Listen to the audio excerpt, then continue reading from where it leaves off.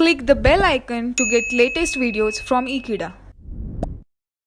Hello friends, in this video I will be talking about commodities.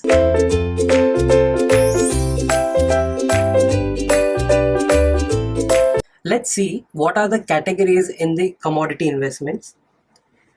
पहला, invest in physical commodity, then commodity derivatives करके कुछ होता है, call put वगैरह, ETF exchange traded fund, equity of commodity companies, managed future funds करके एक नया concept सीखने मिलेगा, इंडिविजुअल मैनेज्ड अकाउंट्स जो आपने एथिक्स में भी पढ़ा है पहले, सेपरेटली मैनेज्ड अकाउंट्स जैसा, specific sectoral funds and many more.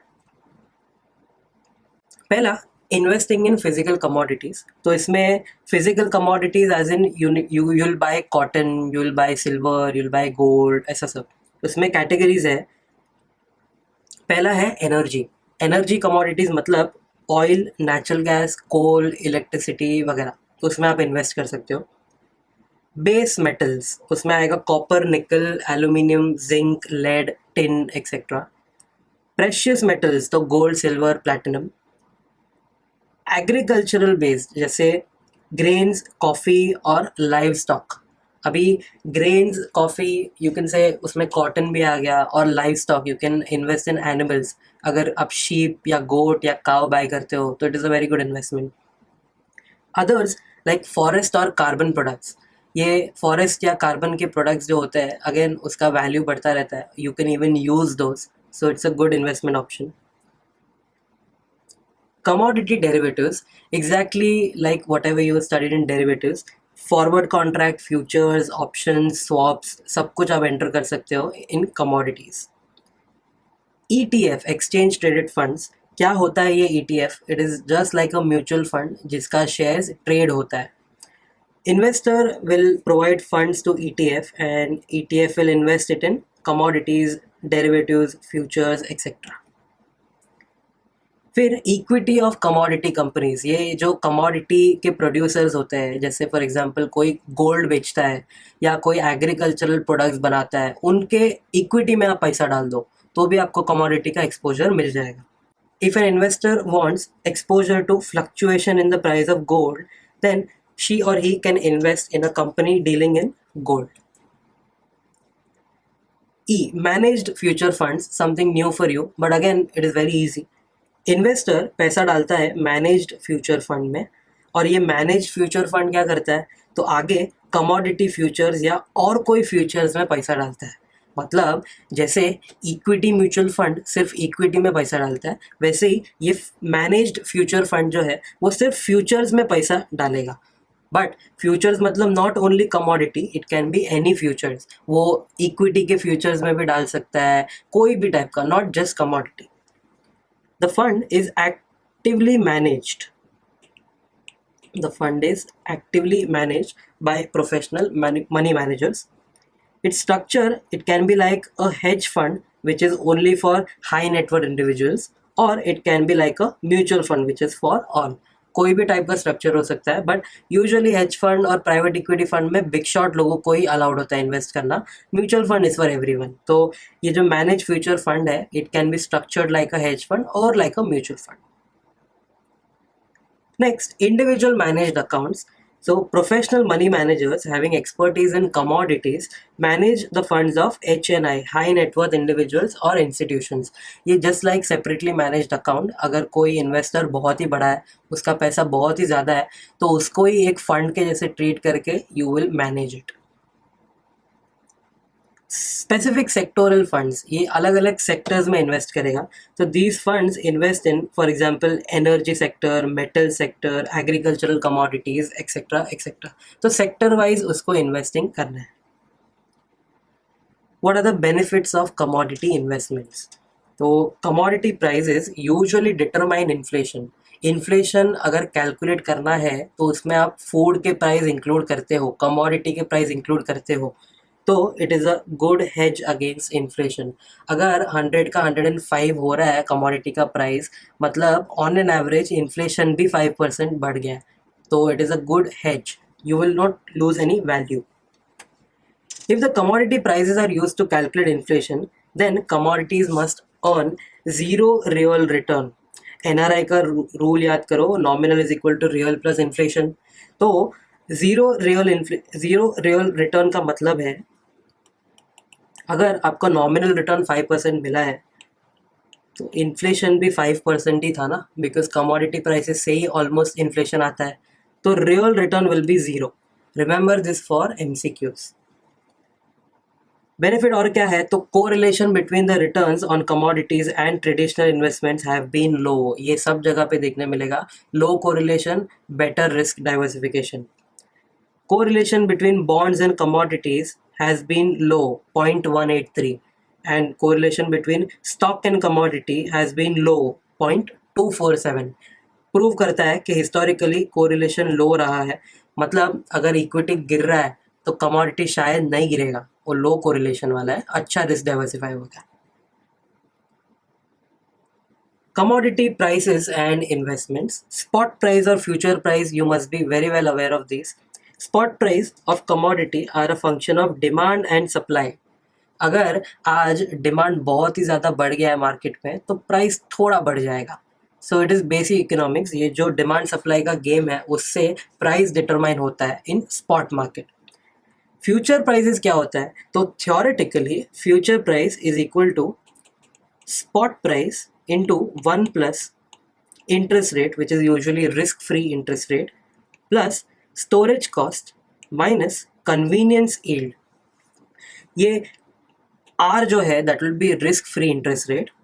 Storage cost जो है दैट इज, अगर आपको फ्यूचर का प्राइस जानना है तो अगर स्पॉट में कोई चीज़ 100 का है उसको अगर आप स्टोर करोगे फिर ही फ्यूचर में ले पाओगे। तो जो सामने वाला है सेलर वो इसको स्टोर करेगा तो इसका स्टोरेज कॉस्ट भी लगेगा। बट माइनस कन्वीनियंस ईल्ड करके कुछ तो भी किया है। कन्वीनियंस ईल्ड क्या होता है, I will give you 2-3 examples. अगर आपको फ्यूचर में किसी को गोल्ड बेचना है, अगर आज आपके पास ऑलरेडी गोल्ड है तो आप वो फ्यूचर टाइम तक वो गोल्ड को यूज़ कर सकते हो इन सम मैरिज और anywhere wherever you want to wear it. तो वो उसका कन्वीनियंस ईल्ड हो गया, मतलब कि आपके पास एसेट था तो आपने उसको यूज़ कर लिया। सेकेंड एग्जाम्पल, अगर आप ऑयल प्रोड्यूसर हो, चलो अगर आपके पास बहुत सारा ऑयल है, आपने कन्वीनियंस कैसे करना है, आप वो सप्लाई रोक दो, आप वो ऑयल है ना बेचो ही मत। अगर सप्लाई रोक दिया ना तो प्राइस बढ़ जाएगा मार्केट में, people will be ready to pay more for that. ये कन्वीनियंस ईल्ड हो गया आपका कि भाई प्राइस बढ़ गया, सप्लाई रोक दिया उसके लिए।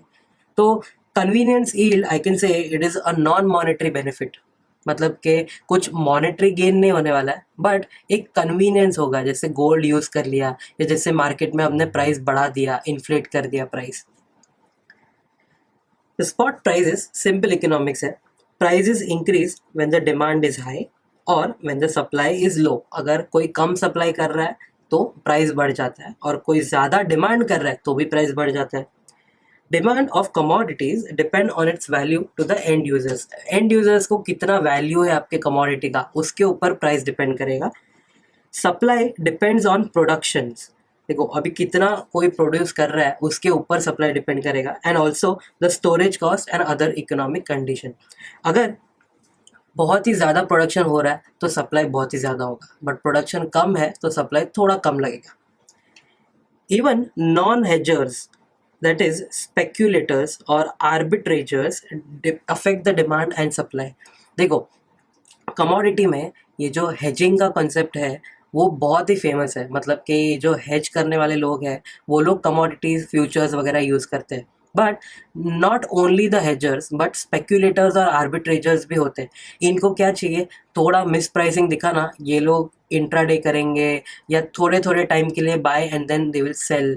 थोड़ा प्रॉफिट कमाने के लिए स्पेक्यूलेटर्स और आर्बिट्रेजर्स भी आते हैं मार्केट में। So even they help in affecting the demand and supply, and then they will affect the price. Usually, this is very important, usually commodity supply is inelastic। commodity का supply जो होता है वो inelastic होता है। If you remember economics, elastic मतलब क्या, अगर प्राइस थोड़ा बढ़ा तो ये डिमांड बहुत ही कम हो जाएगा, या प्राइस थोड़ा बढ़ा तो सप्लाई बहुत ही ज़्यादा बढ़ जाएगा। Now this is not the case, ये इनइलास्टिक है ऐसा बोल रहे हैं, मतलब सप्लाई हिलने ही नहीं वाला है। Since producers cannot alter the supply quickly, that is lead time is pretty high. Lead time का मतलब क्या होता है प्रोड्यूस किया तब से लेके बेचा या तब से लेके सप्लाई किया तब तक. Example, agriculturists cannot increase the supply of a crop quickly as it takes one full growing cycle to make their supply. मतलब अगर आज आपको ज़्यादा ही डिमांड है, कुछ आपको अगर ज़्यादा सप्लाई करना है किसी को, तो आज के आज जितना क्रॉप है उतना ही आप कर पाओगे ना. आज अगर क्रॉप अगर ग्रो करने के लिए डाला सीड्स, तो भाई वो तो 1 साल या 1 महीना 2 महीना 3 महीना डिपेंड्स ऑन द क्रॉप्स, उतना टाइम लग जाएगा. तो lead time is quite high. तो वो जो प्रोडक्शन से लेके सप्लाई तक का टाइम है, that is quite high. That is why it is in elastic. मतलब सप्लाई को वो हिलने ही नहीं वाला, जितना क्रॉप्स है उतना ही सप्लाई होने वाला है. इफ प्रोडक्शन और storage cost is high, the producers limit the supply since they produce less. अरे अगर तुमने आज ज़्यादा प्रोड्यूस कर दिया और वो प्रोड्यूस करने के लिए वेयर हाउस का रेंट बहुत ज़्यादा है, स्टोरेज कॉस्ट बहुत ज़्यादा है, तो वो स्टॉप कर देगा ना प्रोडक्शन, अभी ज़्यादा प्रोड्यूस नहीं करेगा. तो सप्लाई का ये थोड़ा बहुत फैक्टर्स है जो रेलिवेंट है. फ्यूचर्स प्राइस का जो फॉर्मूला देखा पहले, theoretically spot price into 1+R plus storage cost minus convenience yield. इसको थोड़ा डीप में वापस पढ़ते हैं. स्पॉट प्राइस तो पता है, प्राइस करेंटली आज का price. RF risk free interest rate आपको ऐड करना है उस पर. स्टोरेज कॉस्ट, तो buyer of the futures does not need to store the commodity till the expiry date. For example, अगर जैन में आपने फ्यूचर्स लॉन्ग किए हैं और ये फ्यूचर्स एक्सपायर होंगे मार्च में, मतलब मार्च में आप फाइनली ये कमोडिटी को बाय करोगे. एक बात बताओ, अगर आप मार्च में कमोडिटी को बाय करोगे तो ये जैन से लेके मार्च जो है, क्या इसमें आप स्टोरेज कॉस्ट इंकर करोगे? नहीं, सामने वाला इंकर करेगा ना. इसके लिए ये स्टोरेज कॉस्ट को हमने ऐड किया है. कन्वीनियंस यील्ड को क्यों लेस किया है? तो buyer of the futures does not have the convenience of having the physical possession of the commodity until expiry. Therefore, convenience lost is deducted. Again, example, अगर आपने मार्च में गोल्ड बाय करने का एक फ्यूचर कॉन्ट्रैक्ट एंटर किया है, तो जैन से लेके मार्च तक आपके पास गोल्ड नहीं था, you did not have the convenience, आप वो गोल्ड यूज़ नहीं कर पाए, मतलब कि कन्वीनियंस इज लॉस्ट. और कन्वीनियंस लॉस्ट मतलब उसको माइनस करना है कॉस्ट से. इंटरेस्ट एंड स्टोरेज कॉस्ट, ये जो पीछे आपने देखा, इंटरेस्ट मतलब RF या R, स्टोरेज कॉस्ट जो कमोडिटी अगर आपने प्रोड्यूस किया तो आप स्टोर करने के लिए इंकर करते हो. R और SC are together known as cost of carry. Cost of carry मतलब पीरियोडिक कॉस्ट है, अगर 1 साल तक रखा तो उसका इंटरेस्ट और उसका स्टोरेज कॉस्ट दोनों उसका कॉस्ट ऑफ कैरी हो गया. Ignoring the storage cost and convenience yield, अगर वो फॉर्मूला में अगर 1+R है, spot into 1+R plus storage minus convenience yield, अगर स्टोरेज और कन्वीनियंस यील्ड को इग्नोर करें, मतलब खाली स्पॉट इंटू 1+R बच गया, F is equal to spot into 1+R. तो if S is 100, futures is 110, अगर ये गिवन है F is 110, S is 100, 1+R. अब क्वेश्चन में बोला है R is 6%, risk free rate जो है 6% अगर दिया है, then one must buy physically at 100 by borrowing money at 6% and sell the futures at 110. Now this is known as arbitrage. ये ना प्राइसिंग में एक डिफेक्ट ढूंढा है किसी ने. सी, क्वेश्चन के हिसाब से अगर 110 फ्यूचर का प्राइस है, अगर स्पॉट आज 100 चल रहा है, तो टेक्निकली ये जो R है that should be 10%. But question में दिया है R इज इक्वल टू 6%. मतलब तुम्हारे हिसाब से अगर रेट 10% होता तो ये मैच हो गया इक्वेशन, बट रेट है ना कम है. अगर रिस्क फ्री रेट कम है ना तो बोरो करो पैसा. बोरो कितना करोगे? $100. $100 से तुमने अगर कमोडिटी बाय कर लिया, जो स्पॉट रेट है 100, बाय द कमोडिटी. अब फ्यूचर में तुम सेल कितने पे करोगे? तो फ्यूचर प्राइस दिया है 110, sell at 110 and repay your loan. Repay कितना करोगे भाई, $106। 100 का लोन, 6% का इंटरेस्ट। टेल मी, क्या तुमने इधर $4 का प्रॉफिट कमाया? ये 110 माइनस 100 करो तो $10 का प्रॉफिट आया, माइनस ये जो इंटरेस्ट तुमने पे किया $6 का, मतलब 4 का रिस्कलेस प्रॉफिट हो गया। It is known as riskless profit due to arbitrage. Convenience yield, again ये टॉपिक वापस आया। Convenience yield is the non monetary benefit of having the commodity. Example, buy gold plated watch, use it and sell it when the gold price rises. तो ये जो use किया ना तुमने, उसको बोलना है कन्वीनियंस यील्ड।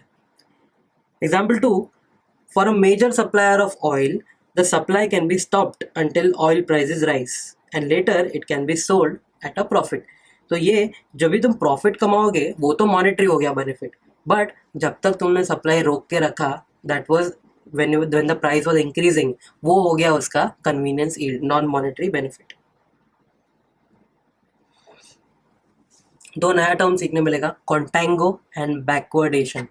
कॉन्टेंगो मतलब when future prices are more than spot prices, which is normally the case। अगर आज कोई चीज़ 100 में मिल रही है तो 1 ईयर के बाद वो 105 में मिलेगा। तो अगर future price is more than spot price तो market is known as contango. If future prices are less than spot prices, अगर आज कोई चीज़ 100 का है और 1 साल बाद वो 90 में मिलने वाला है, तो मार्केट इज बैकवर्डेशन। रिकॉल, अगर ये फॉर्मूला है F P is equal to S P 1 plus R plus storage minus convenience yield. If convenience yield is less तो क्या होएगा, F P will be more than S P, मतलब future price will be more than spot price, that is the market will be contango. If the convenience yield is high तो उल्टा case हो जाएगा, future price will be less than spot price and it will be backwardation. ये किधर से सब terms आ रहा है देखो, ये जो कन्वीनियंस यील्ड है ना, कन्वीनियंस यील्ड तुम माइनस कर रहे हो। अगर आप -2 करो और अगर आप -20 करो तो फ़र्क है ना। अगर -2 किया ना तो ज़्यादा अफेक्ट नहीं होगा, ये एफ जो है it will still be more than S. But अगर -20 कर दिया ना इधर से, तो ये एफ का जो वैल्यू है वो कम हो जाएगा। कॉन्टेंगो हैज़ अपवर्ड स्लोपिंग कर्व, उसको प्रूव कैसे करना है देखो। अगर स्पॉट 100 है आज का और फ्यूचर्स प्राइस 110 है, अगर आप एक एक्सिस पे डॉलर लेते हो और एक एक्सिस पे टाइम लेते हो तो ऑफ कोर्स ये ऊपर ऊपर जाता जाएगा कर्व। सिमिलरली कैन आई से backwardation will have a downward sloping curve. 3 sources of returns for commodity futures. ये कमोडिटी फ्यूचर्स अगर तुमने लिया तो 3 टाइप का रिटर्न आ सकता है, रोल यील्ड, कोलैटरल यील्ड और चेंज इन स्पॉट प्राइसेस। क्या है ये देखते हैं। रोल यील्ड का फॉर्मूला है spot price minus future price. See it is not the other way round, future minus spot नहीं है, वो तुम्हारा प्रॉफिट हो गया। रोल यील्ड मतलब spot price minus future price, और फ्यूचर प्राइस ऑफ से जून माइनस फ्यूचर प्राइस ऑफ से जुलाई। मतलब इधर क्या हो रहा है, आज का प्राइस और आगे का प्राइस, ये दोनों का डिफरेंस ढूंढ रहे हैं हम। रोल ओवर समझता है, रोल ओवर का मतलब क्या होता है, अगर आज कोई चीज़ समझो 100 में एक्सपायर हो रही है और समझो तुमने उसको बाय करने का कॉन्ट्रैक्ट लिया था, अगर रियल में वो 100 का प्राइस 98 हो गया तो तुम क्या करोगे, लॉस में उसको बेचो मत, 98 में बेच तो देना, बट वो जो $2 का लॉस हुआ है ना, उसको कॉम्पेंसेट कैसे करना है। तो आज अगर 100 का चीज़ 98 हो गया तो बेच दो, बट आगे 96 में उसको बाय करने का कॉन्ट्रैक्ट एंटर कर लो।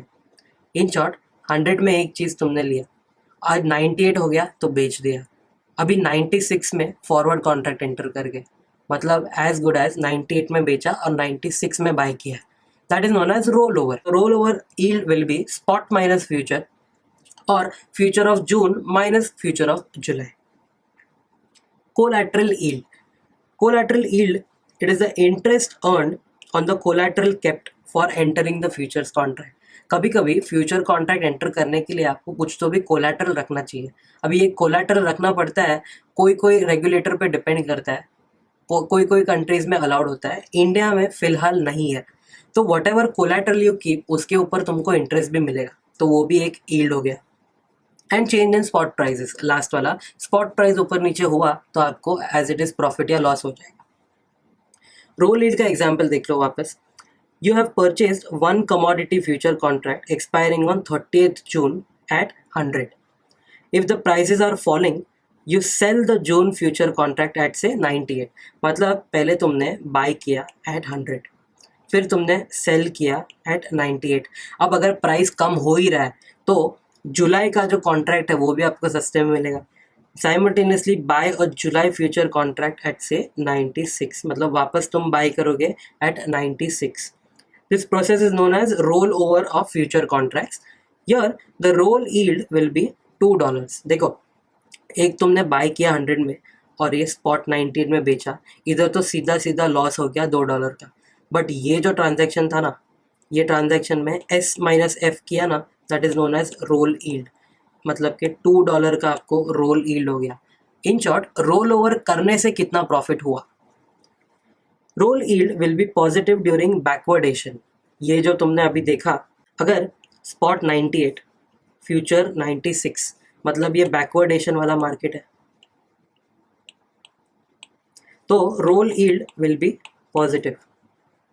तो रोल यील्ड नेगेटिव कभी रहेगा, जब ये केस होगा।